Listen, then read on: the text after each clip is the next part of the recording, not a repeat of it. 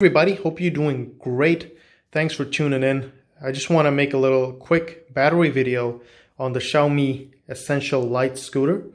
I thought I was going to be disappointed by this, both by the range and the speed. I bought it because my wife needed a way to get to work, and I just bought it, whatever. It'll be fine for her. It won't be too fast and all that, but I have been proven wrong. This scooter is absolutely great. Riding, just everyday use, whatever. It's absolutely great. If you want to have fun, it's good too. It's not slow at all. It's not very fast. It's not like the 1S or the Pro, but it's very close. For the price difference, I'd say this is more worth it, actually, if you're riding shorter distances, because you still get that acceleration and it's still pretty good. But nevertheless, this video is about the battery and a few battery tips and a few things I've noticed during the past months that I've had this. The biggest thing I've noticed is that it performs the best while the battery is charged. So up until 50, 40% there, even 30, it's going to perform very well. And below that, it's going to start getting a little slower. It's going to start trying to conserve battery, especially when it is redlining and really has a low charge. It's going to be very, very slow. So you want to know that because you might think that the range is a full, 20 kilometers, whatever. But when that charge is low, you're not going to want to really ride it.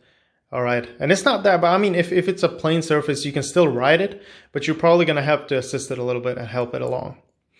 So a few tips that I have, first of all, is to use the regen as much as you can. A few people are saying don't put it on the medium regen because that might damage the battery or the machine. I haven't noticed anything like that. I have it on medium, and what that allows me to do is to not use the brakes as often. And just that recharges the battery every time you're stopping because you're not wasting that energy through the disc brakes. You're actually allowing the motor itself to brake. So that's one thing that I've done to improve range.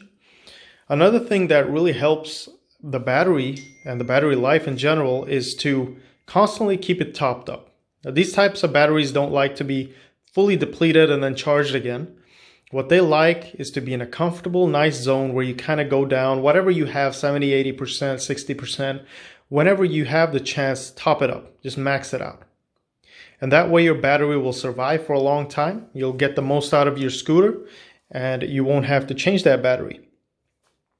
Another thing is, I have noticed at least, is that the app and the battery meter might differ for some people. For me, luckily, it hasn't. But a lot of people have been writing that the battery here, the percentage shown here and on the app can differ. So you're going to have to look out for that.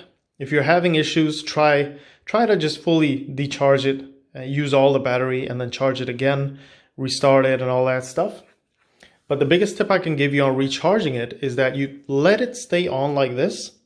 You plug in the battery charger and then just watch it here, because if it goes up to 99%, 100% and the light is still red, it's not fully topped up. It's not ready yet. So whatever it says here, whatever the bars are saying, leave the charger in, because once that light turns green on the charger, that's when you know that it's fully charged and the charger will stop charging it. And that goes into another question I got, is if you can charge it during night. Now that is the good thing. You have the charger, you have the Xiaomi charger.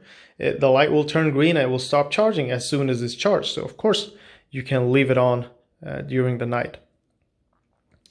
And then in general, the battery life is pretty good on this. Like I've said in my other videos, nothing at all to complain about. I can ride for 1 hour, 2 hours.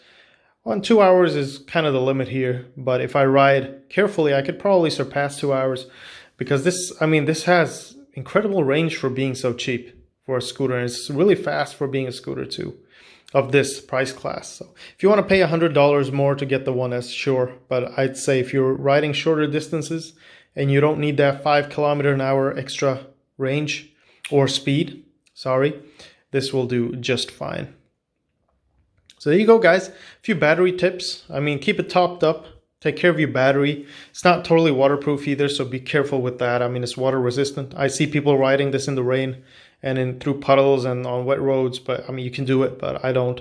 If you want to do it, I recommend protecting it like I have, kind of. I'm going to put some black, nice looking duct tape all around there and waterproof it. The best that I can. I'm having some noise issues in the handlebar, so I'm going to tighten that a little bit again. And hopefully that will be enough to remove that. It's not too bad. It's just when you accelerate and brake, sometimes it's kind of creaky. It shouldn't be. But yeah, like I said, you can tighten it there. So I have a video on that as well. Go ahead and check that out. Or I will make one. I don't remember if I made that video. Anyway, thanks for tuning in on this one. Hopefully you enjoyed it. Hopefully you're enjoying your scooter. Be careful, be safe, take care of yourself, and I'll see you in the next one. Bye-bye.